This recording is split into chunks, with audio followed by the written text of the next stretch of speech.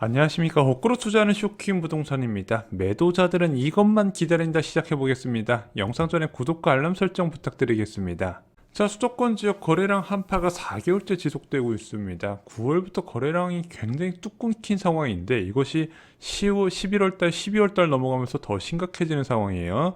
2008년 금융위기 수준만큼 거래량이 뚝 떨어졌다 말씀을 드렸습니다. 이 정도 거래량이면 서울이나 경기도 모두 다 팔고 싶어도 못 파는 상황이다, 이렇게 이해하시면 될 것 같아요. 자, 지역 커뮤니티의 이야기를 들어보면 대부분 상황이 지금 비슷합니다. 매도자가 집을 내놨는데 너무 안 팔려서 진짜 싸게 급매로 내놨더니 겨우 팔렸다는 후기가 많아요. 그리고 나는 일시적 2주택인데 그냥 포기하고 2주택 되기로 했다, 이런 후기도 많이 있습니다. 지금 현재 어느 지역을 막론하고 공인중개업소에서 매도자에게 파격적인 급매 아니면 안 나간다고 계속 이야기를 해주고 있고요. 이 파격적인 급매를 받아들이는 매도자가 호가를 낮추면서 전체적인 시세를 낮추고 있는 상황이죠. 자, 그런데 이런 댓글들이 굉장히 많이 달렸어요. 지금은 대선이 끝나기를 기다려야 한다. 대선 끝나면 거래가 잘 될 겁니다. 이런 이야기가 정말로 많이 붙어 있더라고요. 자, 실제 언론 보도에도 올해 부동산 시장은 대선이 큰 변수라고 이야기를 합니다. 자, 왜냐면은 워낙 많은 개발 공약과 감세 정책 등이 발표되면서 시장에 변화를 줄 거란 이야기라는 거죠. 자, 최근 쇼킹 부동산은요, 대선 관련 부동산 소식을 말씀드리고 있지 않고 있습니다. 아직 대선 결과를 섣부르게 예측하기가 좀 불가능한 상황이고요. 워낙 다양한 정책이 쏟아지고 있고, 또한 이렇게 쏟아지는 정책의 현실적인 부분에서 달성이 어려운 것도 분명히 있기 때문에 굳이 저희가 영상을 제작하면서 여러분들께 혼란을 안 드리려고 하고 있거든요.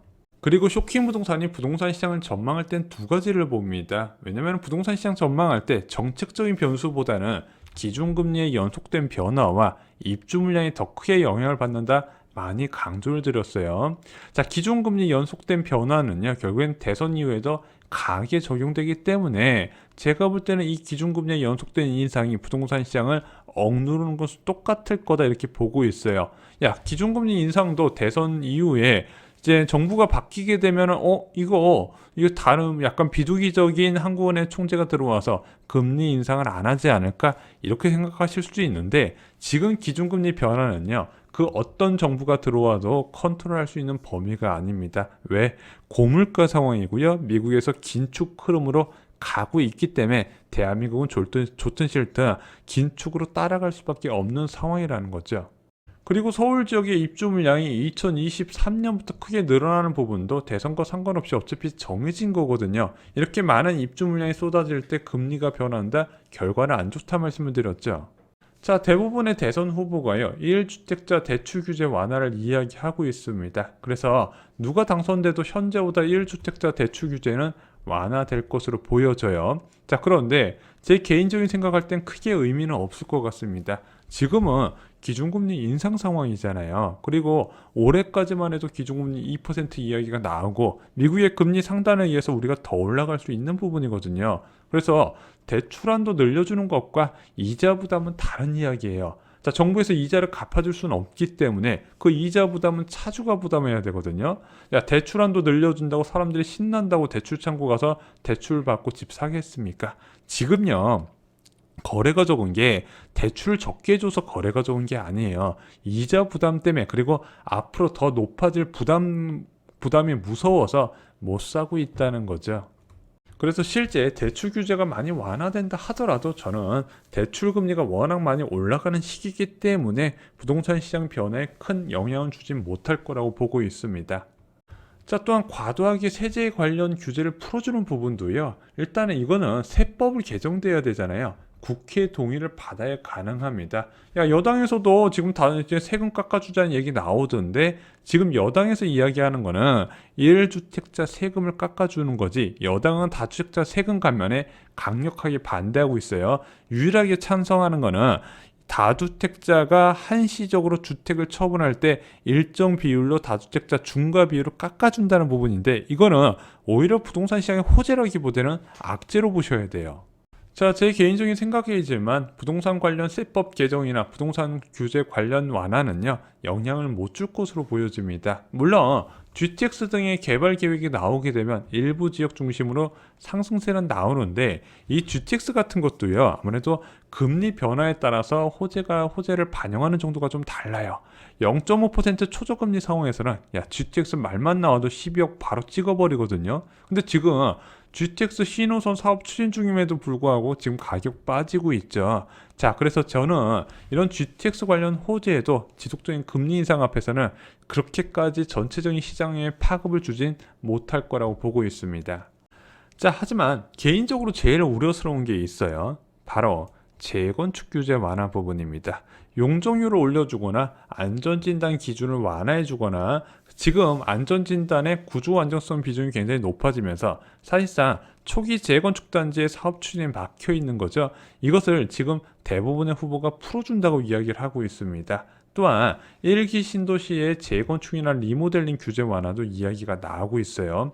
자, 이것은 제 개인적으로 굉장히 우려스럽습니다. 왜냐면은 2018년 상반기에 비슷한 일이 있었습니다. 2018년 4월 1일부터 양도세 중과 제도가 본격적으로 시행이 돼요. 그러면서 서울 아파트 서울 아파트 가격 상승률이 뚝 떨어지면서 거의 보합 수준으로 머무르게 됩니다. 또한 이 당시에는 부동산 시장에 경계감이 있었어요. 금리가 일단 한번 올랐고 추가로 미국 금리 따라서 많이 올라갈 거란 투자자들 머릿속에 있었던 경계감이 있었다는 거죠.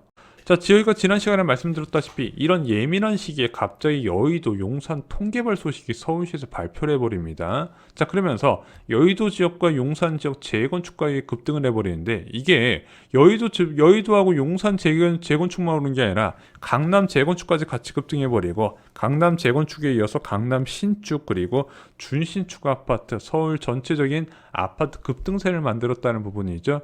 그래서 서울시에서 뒤늦게 개발 계획을 취소했지만 이미 한번 흐름이 그렇게 잡혀버린 집값은 끝도 없이 올라갔다는 부분이죠. 결국에는 2018년 9.13 부동산 대책이 나올 때까지 지속적인 급등세가 나타나게 됩니다. 자, 작년에도 비슷한 일이 있었죠. 수도권 아파트 가격이 2월에 고점을 찍고 나서 좀 상승폭이 둔화되는 모습이 나타나요. 0.5%란 초저금리 상황에서 이럴 수도 있겠구나 싶었는데 그 당시 좀 이슈가 있었습니다. 일단 2사 공급 대책을 통해서 대규모 공급 확대 방안이 나왔는데 광명 시흥지구 같은 신도시 지정도 충격적이었지만 서울 지역에 직접적으로 공공 정비 사업을 통해서 사업장을 늘려나가네. 그럼 향후 서울 안에서도 공급이 늘어나겠다는 경계감이 좀 있었고요.